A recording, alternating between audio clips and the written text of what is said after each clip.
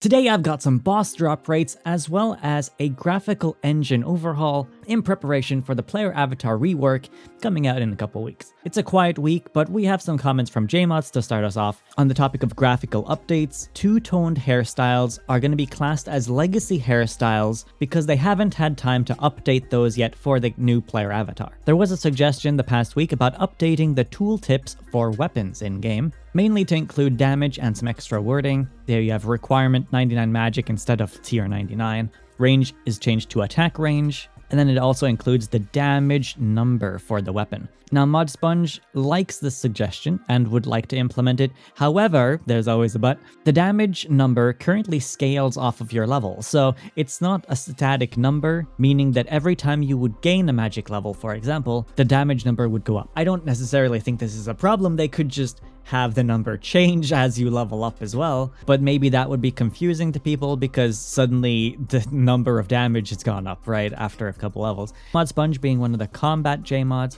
has talked about how he would like to change something like this. Generally splitting up the value so that there's a set amount that levels will increase your damage and then a set amount that weapons would increase the damage. That would allow weapon damage to stay the same, but your level damage would then scale with level still. Though obviously none of this is confirmed, so it's just something he would like to do, but I like his suggestion. There's been a suggestion to include Sell All and Sell X in Dungeoneering stores. Modluma says it's on their fixed list. Recent changes to Dungeoneering means that players can now do skill doors even if they don't have the level of the skill door, effectively having you fail the door more times, but you can still get through a door higher than your level. This currently does not apply to puzzle rooms, however, so people with lower levels cannot complete certain level puzzle rooms. This is mainly a problem if you're low level playing Dungeoneering with a high level. Modluma also says that they want to add this, but they have to go through all 40 puzzle rooms to adjust how this interaction works. Again, it's on their list of things that they are planning to change for Dungeoneering. There are also currently some bugs with Fremennik sagas, so I would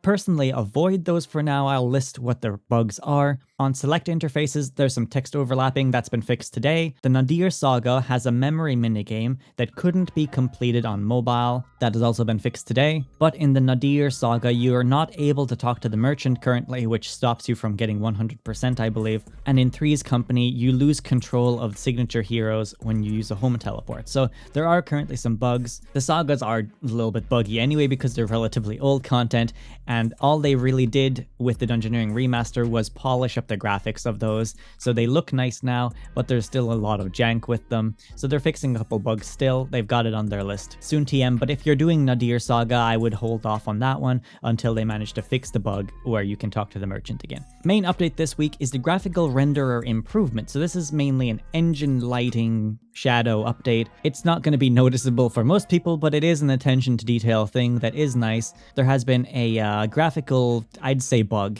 causing a lot of blue outline on a lot of metal armor that's been added in the last 5 years. They've managed to significantly reduce that. You can still see there is some there. I think it's reflecting the skybox's actual blue sky, but they've significantly reduced it, and also you can now see that the armor is a lot more yellow and warm in the desert rather than feeling cold and blue in the desert. I've gone to that location in-game, and this is what it looks like live. As you can see, there is a bit blue still, but it's only affecting metal armor, oddly enough. Anything shiny gold as well, if you've seen any gold items, the gold party hat would be one example of that. Those are the ones that are mainly suffering from this, and it's actually only on specific skyboxes as well for some reason. So this is the base skybox you have in this area of the desert. But if we were to swap over to a different skybox, for example midday, you'll see that the blue completely disappears.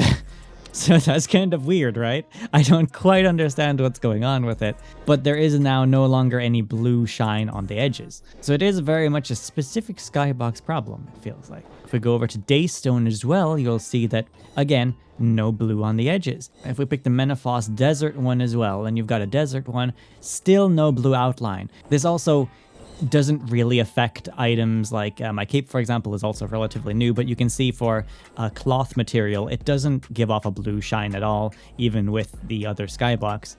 This doesn't only affect armor though, it also affects locks and metal barrels, for example. So anything that uses a metal shader, generally steel or gold, those have had their blueness significantly reduced. In some ways, it kind of looked like the armor was glowing, and that's the main change today. What they've said is that this engine update will supplement the player avatar rework as well, so they're adding it now before release to squash any crashing and problems like that. And I have noticed that there is a problem currently with Dorgish Khan. If you go in there, there's a lot of lag. I haven't actually tested it on my computer to see how it goes, but teleport in, see how long it goes. I actually loaded in really fast, but I've seen instances where people had to wait up to 10-15 seconds before the place loaded, so there was a micro stutter when I loaded in. But I've done a separate video on the graphical renderer improvements, so if you want more details about what's changing on it, go check that video out on the channel. We got some boss rates for Flesh Hatcher and the Havenheith bosses Ivar and Silverquill. So Flesh Hatcher Mukernaz has a 1 in 64 chance to give you a rare item. And then if you hit the 1 in 64, there's a 50-50 chance of either getting the Dragon Harpoon or the Stalker's Charm Amulet. As for the pet on this boss, 1 in 800 with a threshold of 200. Meaning that once you hit 200 kills, you'll get a 2 here instead of a 1, meaning that the drop rate halves itself. So it keeps getting more common as you do more kills. That applies to all boss pets. They get more common as you get more kills in RuneScape. For Ivar, King of Bones, he has a 1 in 32 chance to get a rare item. And then again, 50-50 chance of either receiving the Bone Crusher Maul or the Magic Skull Mask. Ivar's pet is a little bit more rare than Makurna's, 1,250, and the threshold is 250 on that one, so it gets more common every 250. And then finally, Silverquill. Every kill, you have a 50% chance of either getting a Sanguine Spine drop or a Silver Spine drop. So you're always going to get either one of those. And then for the pet itself, it's 1 in 1,000. With a threshold of 200. So yeah, that's fun. And then we also included the Sanguine Crawlers found above Silverquill's lair. Vampirism gloves have a 1 in 2,000, which is quite high for low-level gloves. Though if you're on a Slayer task, it's 500 drop rate. And as for the pet drop from this monster, the Tainted Seed, it's 1 in 2,500, so a little bit more rare than Vampirism Gloves. But then this one gets halved while on a Slayer task, so 1,250. Notably, this Vampirism Gloves becomes 4 times more common if you're on a Slayer task. Then we got some patch notes for this week. It's a relatively quiet week, so there's not anything major, but we've got some good changes. There was a bug where the Occult Loot Beam could appear even if you didn't buy it from the marketplace, so no more free Occult Loot Beams for you. I'm unsure what context this one has, but worn items can no longer be deleted in rare circumstances. Imagine your party hat just getting deleted though. I'm sure there was a convoluted way of having that happen, but I don't know. Engine work to support the player avatar refresh, which is the graphical renderer improvements. They say that the engine update is mainly to improve materials appearance when using roughness and metal maps, to reduce excessive reflectivity and plastic-like surfaces. They've added some new mapping support for terrain that was really stretched, so it has better detail now. It doesn't look as drawn out. General performance improvements as well this week with the engine update, so maybe if you were stuttering a bit before, the game might run smoother now. Some shadow bugs have been fixed. Textures weren't loading on some models, that's been fixed. Some audio was being delayed, and some water reflectivity has been updated. So yeah, all good stuff. Lots of graphical fixes here in the engine this week. For Dungeoneering, there's been some patches. Players can now bind 2 slots of ammo in Dungeoneering. Bound ammo is also now on the bind interface. They've doubled the amount of ectoplasm you get from rituals in Dungeoneering. You now get more necromantic runes in Dungeoneering when doing it if you have a higher rune crafting level. Although it doesn't really fix the underlying problem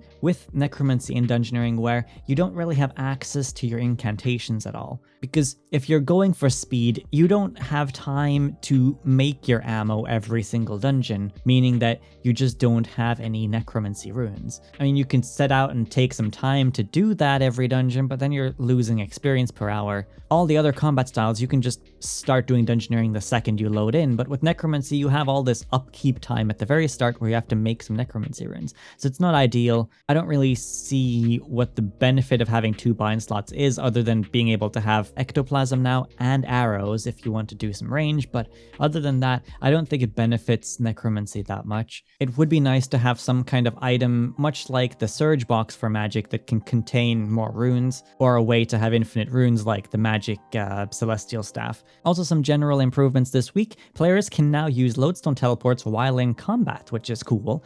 But if you are interrupted while casting it, it will cancel. No longer going to stop you from casting though, which is good. Anakra's Lamed quest had a crash bug that's been fixed. The buffs you get from Haven Height summoning now disappear once you leave the little grove. There was a missing examine text on a dead tree close to the Shrine of Inanna on Haven Height that's been added. And also a Haven Height Elite clue bug that's been fixed. Some blocking issues in Highweld Forest has been fixed. They also added some Creeping Ivy, Willow Trees, and Eternal Magic Trees to Haven Height as teleport options in the Woodcutting Elite outfit. Loyalty point icon has been removed from customization interface. The Dolores Witch outfit should once again display in the customization interface. The Menefos Desert Skybox was appearing black, that's been fixed. A stool was moved a little bit so you can now access the cooking range. Cooking ranges have now gotten map markers in Menefos. There was a way to teleport yourself inside of walls when exiting familiarization. Seasonal quests in the quest tab are now hidden when there is no event active. So the Easter event isn't going to be at the top of your quest list now until, well, next Easter. There was a rare bug where Aftershock could loop its animation over and over again. That's been fixed. They've toned down the light on Anniversary Island. I guess the trees were really shiny. And some graphical updates to abilities on mobile as well.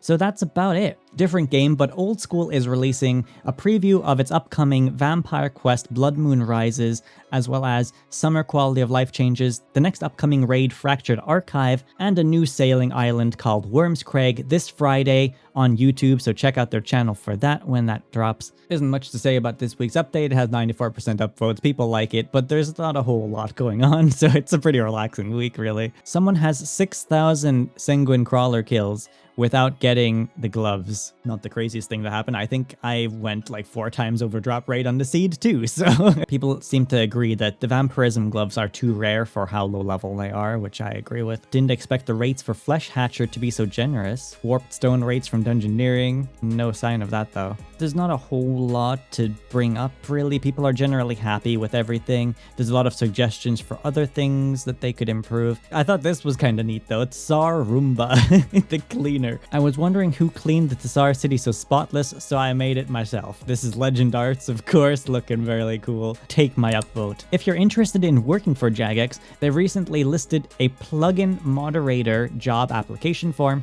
which no doubt is connected to plugin support coming to RuneScape 3 later this year. Some people have had some graphical issues since the update, so might want to list your graphics card settings maybe for that. I haven't noticed anything myself, but this clearly isn't what it's supposed to look like. Similar issue for this person slaying Abyssal Savages in the wilderness. The Abyssal Savages don't seem to be loading in.